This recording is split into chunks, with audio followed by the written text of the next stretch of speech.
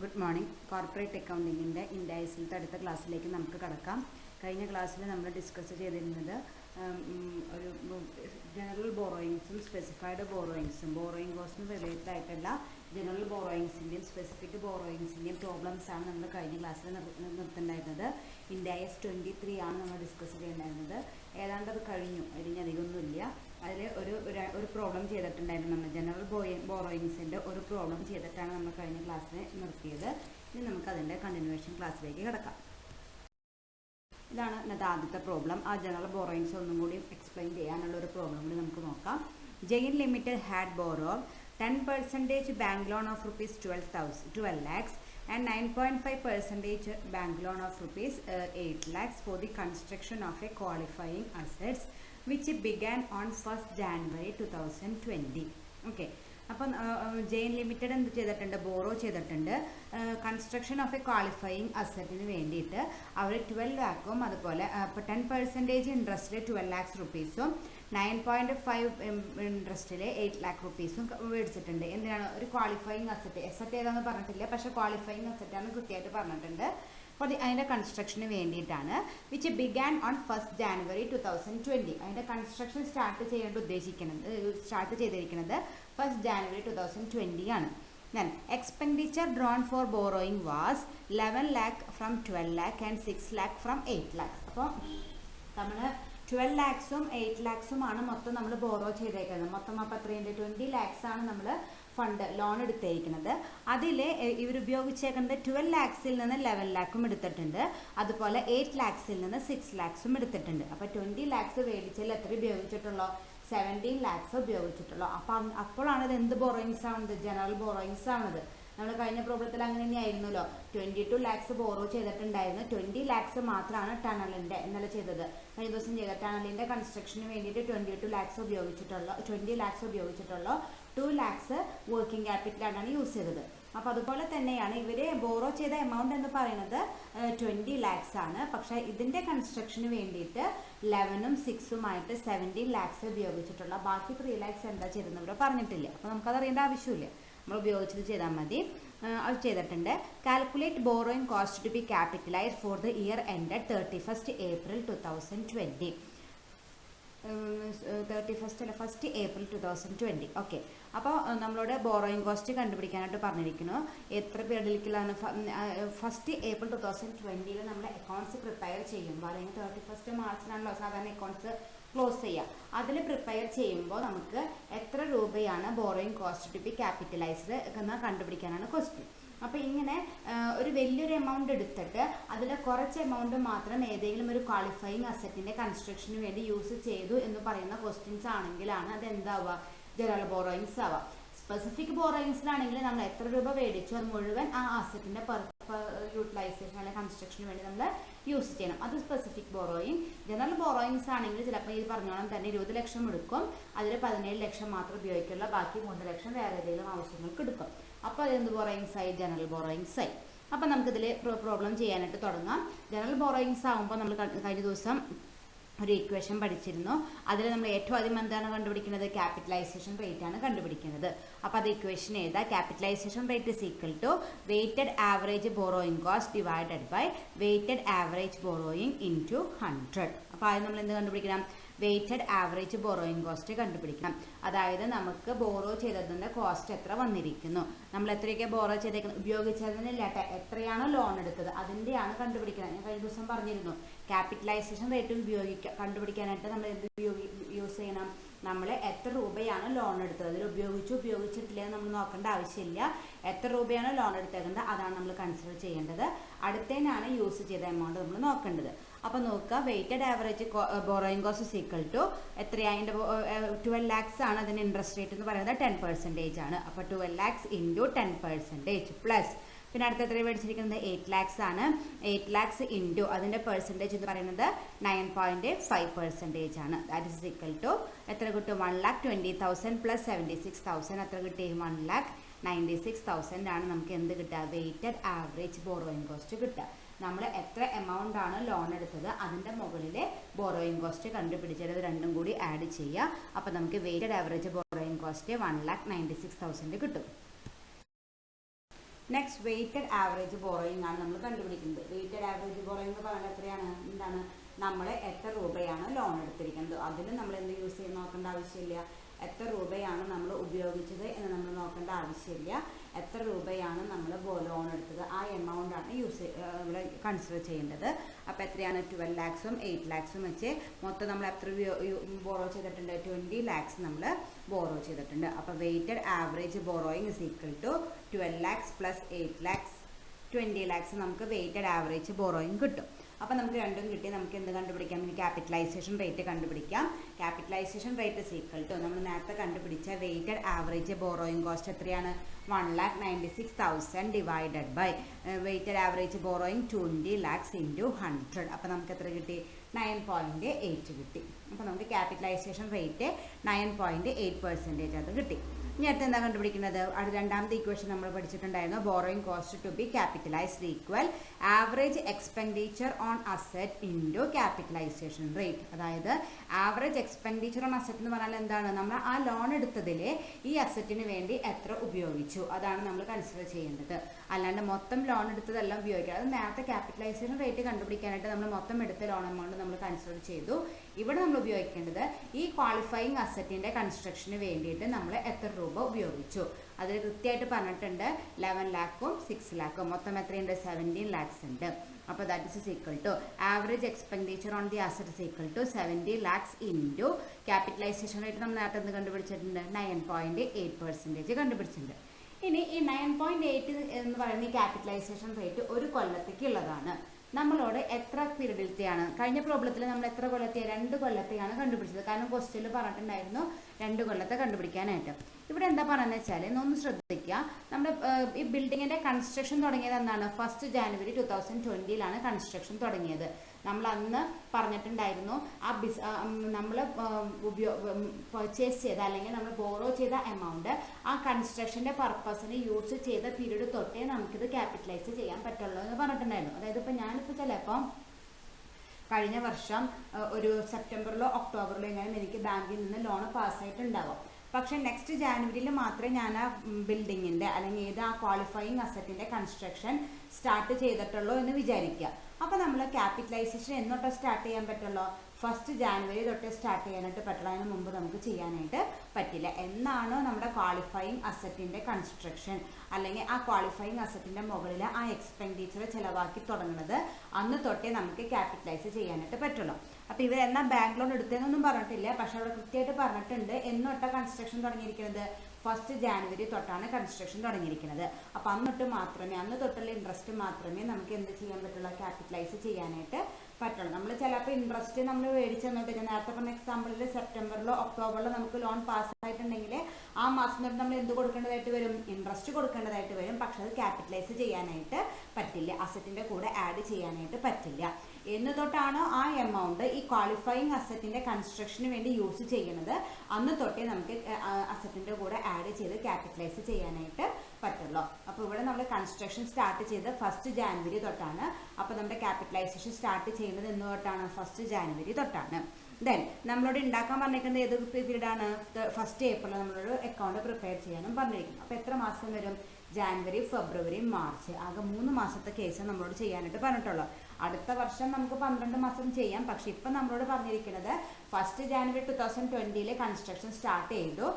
ആ മാസത്തിൽ ആ കൊല്ലത്തിൽ തന്നെ 31st March അക്കൗണ്ട്സ് പ്രിപ്പയർ ചെയ്യുമ്പോൾ എത്ര എമൗണ്ട് ആണ് ആഡ് ചെയ്യണമെന്ന് കണ്ടുപിടിക്കാനാണ് പറഞ്ഞിരിക്കുന്നത്. അപ്പോൾ നമ്മൾ ആ ഗ്യാപ്പ് പീരീഡായ January, February, March 3 മാസത്തെ ആണ് കണ്ടത്. അപ്പോൾ 3 മാസം ആയതുകൊണ്ട് നമ്മൾ 3/12 ചെയ്തു. കഴിഞ്ഞ പ്രോബ്ലത്തിൽ നമ്മൾ 2 കൊണ്ട് ചെയ്ത് എന്താണ്, അവിടെ ഇന്ന ദിവസം സ്റ്റാർട്ട് ചെയ്തു, ഇന്ന ദിവസം അക്കൗണ്ട്സ് പ്രിപ്പയർ ചെയ്യണമെന്നൊന്നും പറഞ്ഞിട്ടില്ല. പക്ഷെ അവിടെ കൃത്യമായിട്ട് പറഞ്ഞിട്ടുണ്ട് അതിൻ്റെ കൺസ്ട്രക്ഷൻ 2 കൊല്ലം എടുക്കുമെന്ന്. അപ്പോൾ നമ്മൾ മൊത്തം എമൗണ്ട് ആണ് കണ്ടുപിടിച്ചത്. ആ അസറ്റിൻ്റെ കൺസ്ട്രക്ഷൻ പീരീഡിൽ വന്നിട്ടുള്ള മൊത്തം ക്യാപിറ്റലൈസേഷൻ എമൗണ്ട് ആണ് കണ്ടുപിടിച്ചത്. ഇവിടെ അങ്ങനെയല്ല ക്വസ്റ്റ്യൻ എന്ന് പറഞ്ഞിരിക്കുന്നത്, ക്യാപിറ്റലൈസേഷൻ സ്റ്റാർട്ട് ചെയ്തിട്ടുണ്ട്. തൽക്കാലം നിങ്ങൾ 1st January സ്റ്റാർട്ട് ചെയ്തത് 31st March അല്ലെങ്കിൽ 1st April നമ്മൾ അക്കൗണ്ട്സ് പ്രിപ്പയർ ചെയ്യുമ്പോൾ എത്രയാണ് അതിൻ്റെ ക്വാളിഫയിങ് എമൗണ്ട് അല്ലെങ്കിൽ ക്യാപിറ്റലൈസ്ഡ് എമൗണ്ട് എത്രയാണെന്ന് കണ്ടുപിടിക്കാനാണ് പറഞ്ഞിരിക്കുന്നത്. അപ്പം നമ്മൾ നേരത്തെ കണ്ടുപിടിച്ച 17 lakhs ഇൻറ്റു 9.8 എന്ന് പറയുന്നത് ഒരു കൊല്ലത്തേക്കാണ്, 9.8% ഇൻറ്റു ഇപ്പം എത്ര മാസമാണ്, 3 3/12. അപ്പോൾ നമുക്ക് എത്ര കിട്ടും? 41,650 ആണ് ക്യാപിറ്റലൈസ്ഡ് എമൗണ്ട് ആയിട്ട് ആ 3 മാസത്തേക്കും വരിക. അപ്പോൾ ആ മാസം അവസാനം അല്ലെങ്കിൽ ആ ഫസ്റ്റ് ഏപ്രിൽ 2020 നമ്മൾ അക്കൗണ്ട്സ് പ്രിപ്പയർ ചെയ്യുമ്പോൾ ആ അസറ്റിൻ്റെ കൂടെ എത്രയും കൂടി ആഡ് ചെയ്യും? 41,650 കൂടി ആഡ് ചെയ്തിട്ടാണ് നമ്മൾ ബാലൻസ് ഷീറ്റ് പ്രിപ്പയർ ചെയ്യാം. ഓക്കെ, അപ്പം ഇങ്ങനെയാണ് ജനറൽ ബോറോയിങ് ആണെങ്കിൽ നമ്മൾ എന്ത് കണ്ടുപിടിക്കേണ്ടത്? ബോറോയുടെ എമൗണ്ട് ഓഫ് ക്യാപിറ്റലൈസേഷൻ നമ്മൾ കണ്ടുപിടിക്കേണ്ടത്. ജനറൽ ആണെങ്കിൽ ഇങ്ങനെ, ബോറോയിങ് ആണെങ്കിൽ നമ്മൾ എൻ്റയർ എമൗണ്ടിന് മുകളിൽ ജസ്റ്റ് അതിൻ്റെ പെർസെൻറ്റേജ് കാൽക്കുലേറ്റ് ചെയ്താൽ മതി. പിന്നെ അതിൽ നിന്ന് കിട്ടുന്ന എന്തെങ്കിലും ഇൻട്രസ്റ്റ് ഇൻകം ഉണ്ടെങ്കിൽ അതും കൂടി ലെസ് ചെയ്താൽ നമുക്ക് എന്ത് കിട്ടി? Borrowing cost to be capitalised കിട്ടി. ജനറലാണെങ്കിൽ എളുപ്പമാണ്, ഇക്വേഷനിൽ സബ്സ്റ്റിറ്റ്യൂട്ട് ചെയ്താൽ നമുക്ക് borrowing cost to be capitalised കിട്ടും. Okay, next topic is disclosure. നമ്മൾ അതിൻ്റെ റെക്കഗ്നീഷൻ പഠിച്ചു, മെഷർമെൻറ്റ് പഠിച്ചു. അടുത്ത് നമുക്ക് ഇനി എന്താ നോക്കാനുള്ളത്? ഡിസ്ക്ലോഷർ ആണ്. എങ്ങനെയാണ് അത് റെക്കഗ്നൈസ് ചെയ്യേണ്ടതെന്ന് പഠിച്ചു, എങ്ങനെയാണ് അത് മെഷർമെൻറ്റ് നടത്തേണ്ടതെന്നും പഠിച്ചു. അത് കഴിഞ്ഞിട്ട് ഇത് എവിടെയാണ് ഡിസ്ക്ലോസ് ചെയ്യേണ്ടതെന്നാണ് ഞാൻ പറയുന്നത്. An entity shall disclose the amount of borrowing cost capitalized during the period. അതായത് നമ്മൾ എത്ര എമൗണ്ട് ആണ് ക്യാപിറ്റലൈസ് ചെയ്തത്, അസറ്റിൻ്റെ കൂടെ എത്ര എമൗണ്ട് ഓഫ് ബോറോയിങ് കോസ്റ്റ് ആണ് ആഡ് ചെയ്തതെന്ന് എന്തായാലും നമ്മൾ ഡിസ്ക്ലോസ് ചെയ്തിരിക്കണം.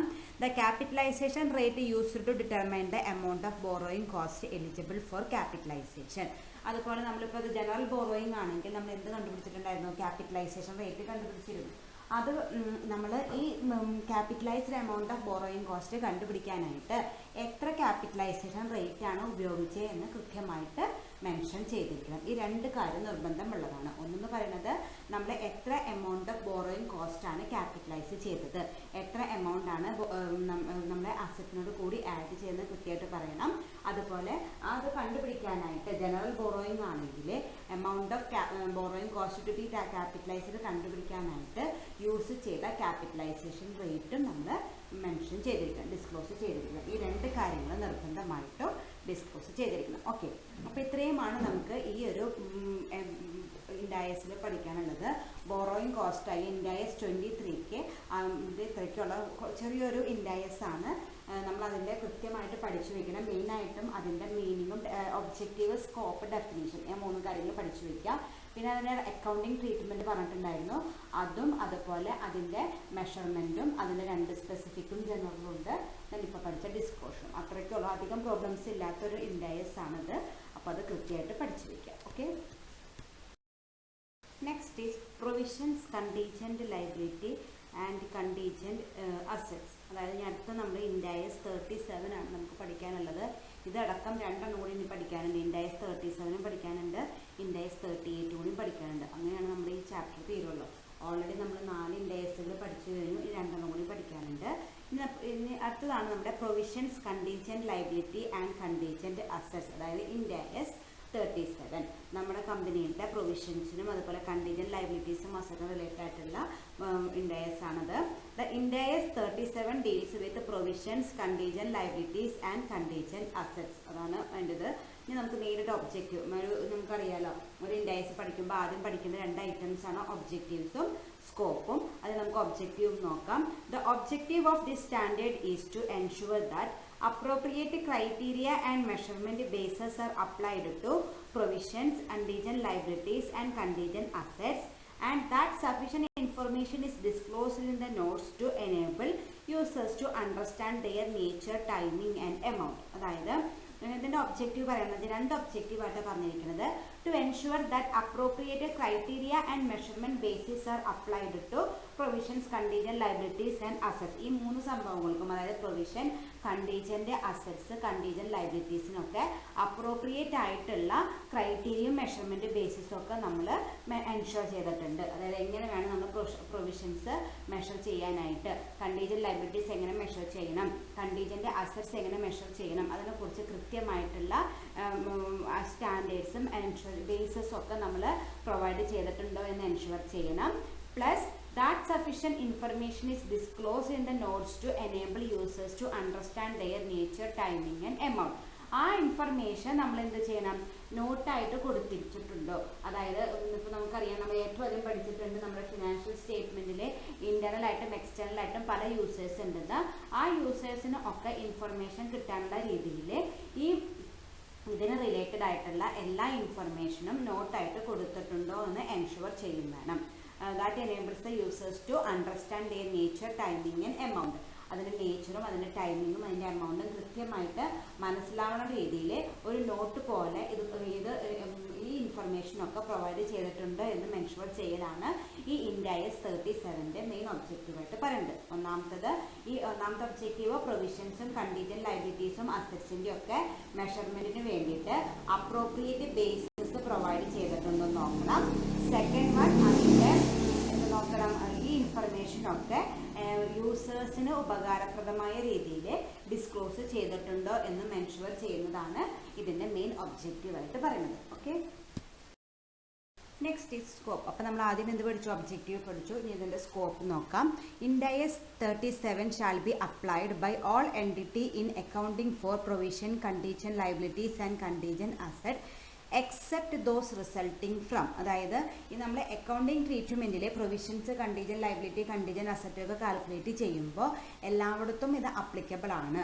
ഇനി താഴെ പറയുന്ന 4 കേസസിൽ മാത്രം ഇത് അപ്ലൈ അല്ല. അതങ്ങനെയാണല്ലോ നമ്മൾ എല്ലാ സ്കോപ്പും പഠിച്ചാൽ എല്ലാത്തിനും അപ്ലിക്കബിൾ ആണ്. പക്ഷെ അപ്ലിക്കബിൾ അല്ലാത്ത എക്സംഷൻസ് ഉള്ളത് മാത്രം നമ്മൾ പഠിച്ചു വെച്ചാൽ മതി. അപ്പോൾ അത് ഞാൻ ഇവിടെയും പറയുന്നത്, ഒരു ഓർഗനൈസേഷൻ ഒരു accounting treatment of provision, contingent liabilities and asset work out ചെയ്യുമ്പോൾ താഴെ പറയുന്ന 4 കേസസിനും മാത്രം ഈ ഇന്ത്യ IS 37 അപ്ലിക്കബിൾ ആവില്ല. ബാക്കി എല്ലാത്തിനും ഇത് അപ്ലൈ ആവാം. ഒന്നാമത്തെ എന്താണ്? Financial instruments carried at fair value.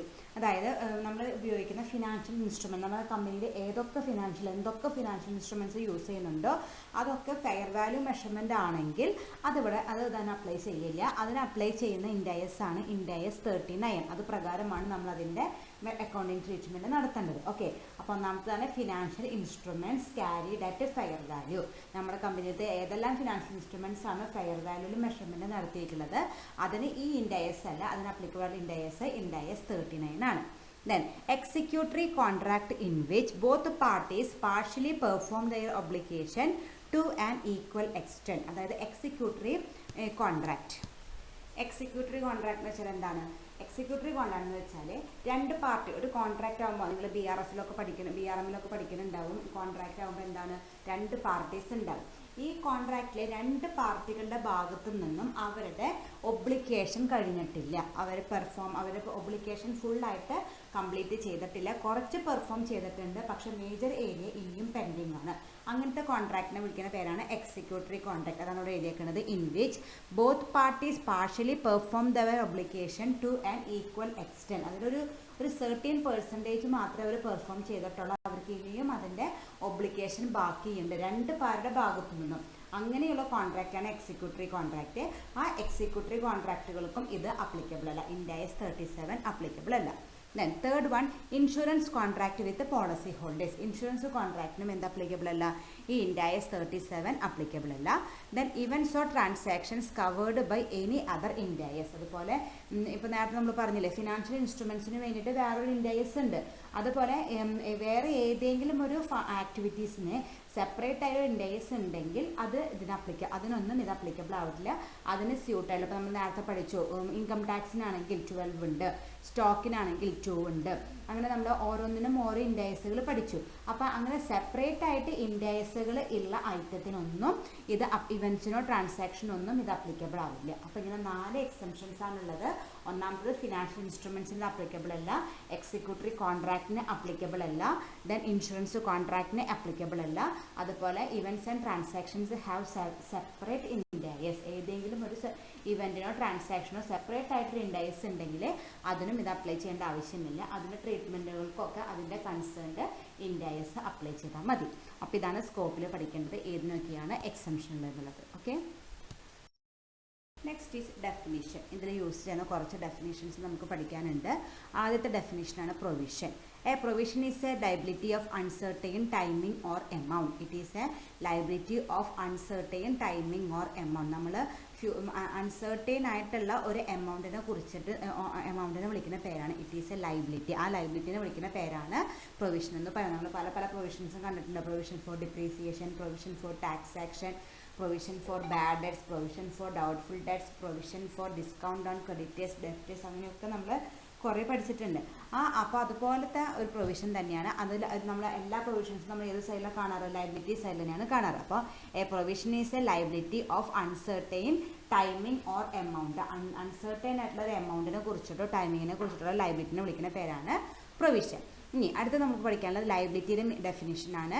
Liability is an obligation arising from past events. നമ്മുടെ പാസ്റ്റ് ഇവൻറ്റ്സിൽ നിന്ന് നമുക്ക് വരുന്ന ഒരു ഒബ്ലിഗേഷനെ വിളിക്കുന്ന പേരാണ് ലയബിലിറ്റി എന്ന് പറയുന്നത്. പണ്ട് കഴിഞ്ഞ കാര്യത്തിൽ നിന്ന് നമുക്ക് വന്നൊരു ഒബ്ലിഗേഷൻ. അപ്പോൾ നമുക്കറിയാം പ്രൊവിഷൻ ഫോർ ബാഡ് ഡെറ്റ്സ് നമ്മളത് എന്തിനാണ് ക്രിയേറ്റ് ചെയ്യുന്നത്? നമ്മളതൊരു ലയബിലിറ്റിയാണ്. ആ പ്രൊവിഷൻ നമ്മൾ ക്രിയേറ്റ് ചെയ്യുന്നത് നമ്മൾ ഗുഡ്സ് സെയിൽസിന് ക്രെഡിറ്റിന് നമ്മൾ സെയിൽ ചെയ്തിട്ടുണ്ട്. ഇനി അവരുടെ നിന്ന് കിട്ടാനുള്ള ക്യാഷ് ചിലപ്പോൾ കിട്ടില്ല. അപ്പോൾ നമുക്ക് യൂസ് ചെയ്യാൻ വേണ്ടിയിട്ടാണ് ആ പ്രൊവിഷൻ ക്രിയേറ്റ് ചെയ്യുന്നത്. അപ്പോൾ ലയബിലിറ്റി എന്ന് പറയുകയാണെങ്കിൽ നമുക്കുള്ളൊരു ഒബ്ലിഗേഷനാണ്. അത് ഉണ്ടായേക്കുന്നത് പാസ്റ്റ് ഓൾറെഡി കഴിഞ്ഞ ഇവൻറ്റ്സിൽ നിന്നാണ് അത് ഉണ്ടായേക്കുന്നത്. The settlement of these events is expected to result in an outflow of resources. അതിൻ്റെ സെറ്റിൽമെൻറ്റിൽ നമുക്ക് നിർബന്ധമായിട്ടും എന്തുണ്ടാവും? നമുക്കൊരു ഔട്ട്ഫ്ലോ ഉണ്ടാവും. അതായത് ഇപ്പോൾ നമുക്ക് ആ ലയബിലിറ്റി മീറ്റ് ചെയ്യണമെങ്കിൽ, ഇപ്പോൾ ഷെയർ ക്യാപിറ്റൽ ലയബിലിറ്റിയാണ്, അത് സെറ്റ് ഓഫ് ചെയ്യണമെങ്കിൽ നമ്മൾ എന്ത് ചെയ്യണം? അവരിൽ നിന്ന് വായിച്ച കാശ് തിരിച്ചു കൊടുക്കണം. ഡിബഞ്ചേഴ്സ് വേറൊരു ലയബിലിറ്റിയാണ്, അത് നമുക്ക് തിരിച്ചു കൊടുക്കണം. അപ്പോൾ അവിടെ എന്തുണ്ടാവുന്നുണ്ട്? ഔട്ട്ഫ്ലോ ഓഫ് ഫണ്ട് ഉണ്ടാവുന്നുണ്ട്, എൻ്റെ കയ്യിൽ നിന്ന് ക്യാഷ് പോകുന്നുണ്ട്. അപ്പോൾ അതാണ് ലയബിലിറ്റിയുടെ മീനിങ് എന്ന് പറയുന്നത്. And liability is an obligation arising from past events. The settlement of those events is expected to result in a outflow of resources. Okay, then next one is obligating event. അടുത്താണ് അവിടെ കൃത്യമായിട്ട് അവിടെ പറയുന്നുണ്ട് obligating event എന്താണെന്ന് നോക്കാം. An obligating event is an event that creates a legal or constructive obligation. നമുക്ക് ഒരു ഒബ്ലിഗേഷന് ചില ബാധ്യത ക്രിയേറ്റ് ചെയ്യുന്നു. ബൈ ലോ പ്രകാരം ഏതെങ്കിലും ഒരു ബാധ്യത ക്രിയേറ്റ് ചെയ്യുന്ന ഒരു ഒബ്ലിഗേഷൻ ക്രിയേറ്റ് ചെയ്യുന്ന ഒരു ഇവൻറ്റിനെ വിളിക്കുന്ന പേരാണ് ഒബ്ലിഗേഷൻ. ബൈ ലോ അത് നിർബന്ധമായിട്ട് നിയമപ്രകാരമാണ് നമുക്ക് ആ ഒബ്ലിഗേഷൻ ക്രിയേറ്റ് ചെയ്തതെന്ന് വെച്ചാൽ അതിനെ വിളിക്കുന്ന പേരാണ് ഒബ്ലിഗേറ്റിംഗ് event. The next one is legal obligation.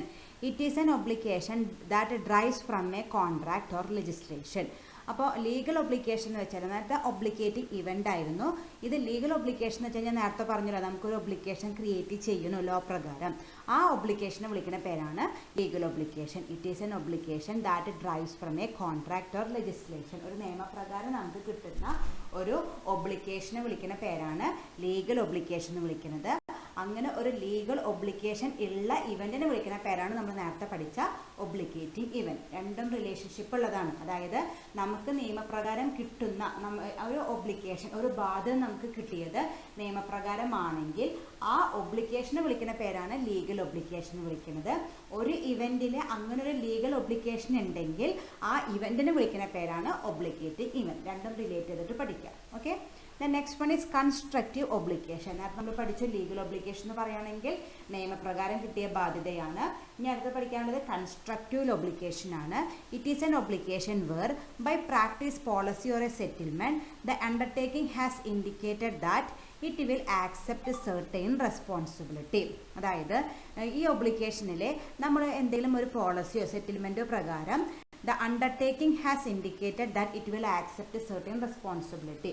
ആ സെറ്റിൽമെൻറ്റ് പ്രകാരം നമുക്ക് കുറച്ച് എന്ത് കിട്ടും? ബാധ്യതകൾ കിട്ടും. അത് നമ്മൾ ആക്സെപ്റ്റ് ചെയ്യും. The undertaking has created an expectations that it will discharge those responsibility. അപ്പോൾ നമുക്ക് ആ സെറ്റിൽമെൻറ്റ് പ്രകാരം അല്ലെങ്കിൽ ആ ഒരു പോളിസി പ്രകാരം കുറച്ച് റെസ്പോൺസിബിലിറ്റി കിട്ടിയിട്ടുമുണ്ട്. നമ്മൾ ആ റെസ്പോൺസിബിലിറ്റി എക്സിക്യൂട്ട് ചെയ്യും. അതിന് പ്രത്യേകിച്ച് ഇനി പറയേണ്ട ആവശ്യമില്ല. അങ്ങനത്തെ ഒരു ഒബ്ലിഗേഷനെ വിളിക്കുന്ന പേരാണ് കൺസ്ട്രക്റ്റീവ് ഒബ്ലിഗേഷൻ. ഓക്കെ, അതായത് ആ ഒബ്ലിഗേഷൻ എന്ന് പറയുകയാണെങ്കിൽ ആ ഒരു സെറ്റിൽമെൻറ്റ് പ്രകാരം നമുക്ക് കുറച്ച് റെസ്പോൺസിബിലിറ്റി, കുറച്ച് ഉത്തരവാദിത്തങ്ങൾ നമ്മുടെ മേൽ വരും ചെയ്യും. നമ്മൾ അത് എക്സിക്യൂട്ട് ചെയ്യും. അതിനായിട്ട് പ്രത്യേകിച്ച് ഇത് ചെയ്യണം അത് ചെയ്യണ്ട എന്ന് പറയേണ്ട ആവശ്യമില്ല. കൃത്യമായിട്ട് ആ ഒബ്ലിഗേഷൻ പ്രകാരം നമുക്ക് എന്തൊക്കെ ചെയ്യണമെന്ന് കൃത്യമായിട്ട് നമുക്ക് അറിയും ചെയ്യാൻ. നമ്മളതിൽ ഡിലേ ചെയ്യാണ്ട് നടത്തും ചെയ്യും. അങ്ങനത്തെ ഒബ്ലിഗേഷനെ വിളിക്കുന്ന പേരാണ് കൺസ്ട്രക്റ്റീവ് ഒബ്ലിഗേഷൻ. ഓക്കെ, അപ്പോൾ ഇതിൽ 5 ഡെഫിനേഷൻസ് നമ്മൾ പഠിച്ചു. ഇനി നമുക്ക് 2 കൂടിയാണ് നമുക്ക് അടുത്ത ക്ലാസ്സിൽ ഡിസ്കസ് ചെയ്യാം.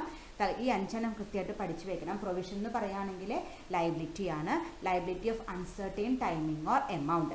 ദെൻ ലയബിലിറ്റി എന്ന് പറയുകയാണെങ്കിൽ നമുക്ക് വന്ന വന്നിട്ടുള്ള പണ്ടത്തെ ഇവൻസിൽ നിന്ന് വന്നിട്ടുള്ള ഒബ്ലിഗേഷനെ വിളിക്കുന്ന പേരാണ് ലയബിലിറ്റി എന്ന് പറയുന്നത്. ദെൻ അടുത്തത് ഒബ്ലിഗേറ്റിംഗ് ഇവൻ്റ് ഉണ്ട്.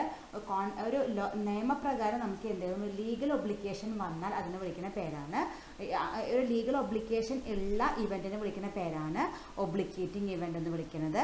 ലീഗൽ ഒബ്ലിഗേഷൻ എന്ന് പറയുകയാണെങ്കിൽ ആ ഒബ്ലിഗേഷൻ നമുക്ക് വന്നിരിക്കുന്നത് ബൈ ലോ പ്രകാരമാണ്.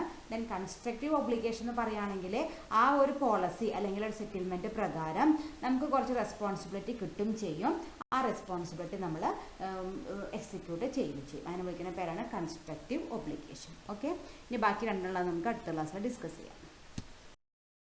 Thank you.